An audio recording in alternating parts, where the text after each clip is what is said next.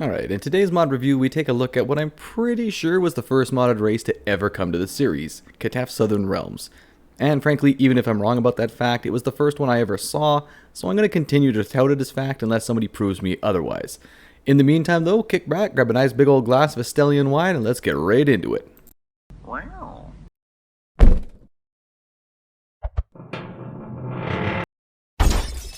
Alright, so I guess we'll start with a brief overview of who the Southern Realms are, just in case you're unfamiliar.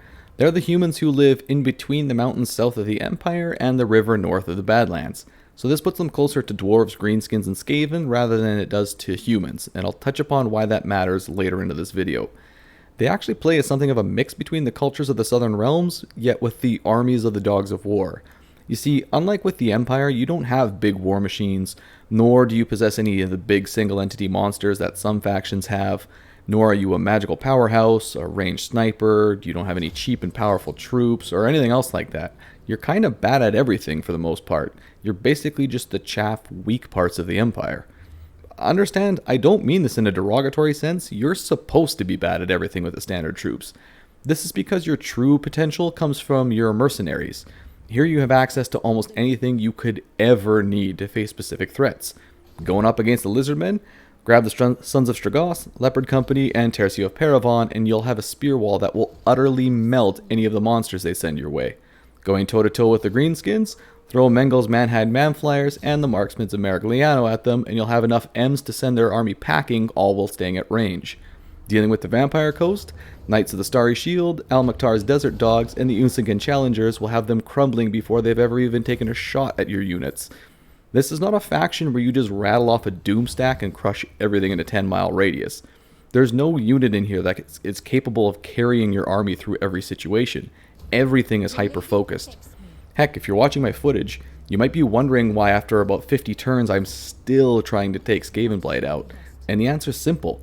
Because I didn't find the right fit about how to manage that until about turn 80.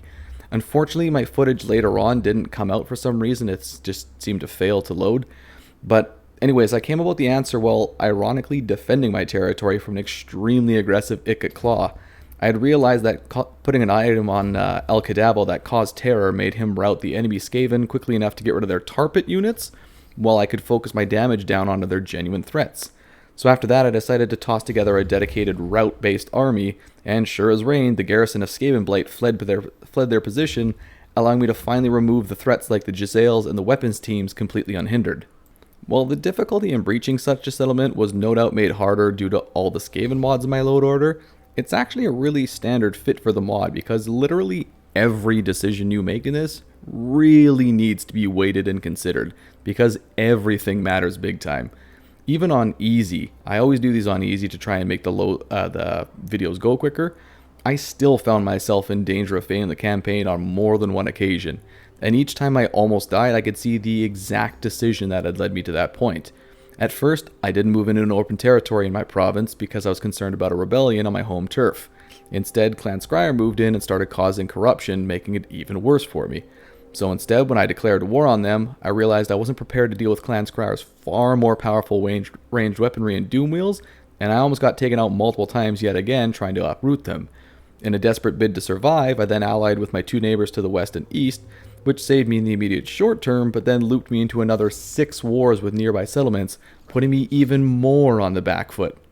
Even the very first decision you make, who your legendary lord is, will have far-reaching consequences. Some factions have an exclusive lord, hero, or unit option, which will dictate some of their expansion options as well. And the starting location for each has a massive effect on how your early and mid game will shape up. I played as Toblerone, so my specialty was triangular chocolate. Wait a second, that's not right. Sorry, no. I played as Toblerone, so I was heavily focused on lords and heroes, specifically in giving them poison options as well as possible bonuses to diplomacy. However, focusing my diplomacy in one direction would create a malice in the other directions that I didn't pick. Marco Colombo and El Cadavo I picked up later on as a combo deal when their own home faction was destroyed, with Marco being a dedicated ranged skirmisher, and a damn fine one at that, and El Cadavo playing as a dedicated jerk. Again, not being cutesy, most of his skills and abilities focus on how to be the biggest a-hole on the battlefield and to buff the ever-loving hell out of your enemies. And this is one out of a lot of options. Seriously, take a look at the beginning of the video. There is a ridiculous 8 different legendary lord options to pick from, and they all play dramatically different from one another. So then, onto our usual analytical points, balance and compatibility.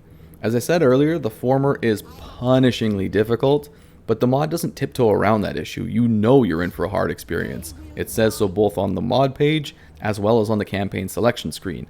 And again, it's difficult, but in one of the single most rewarding ways I have ever experienced.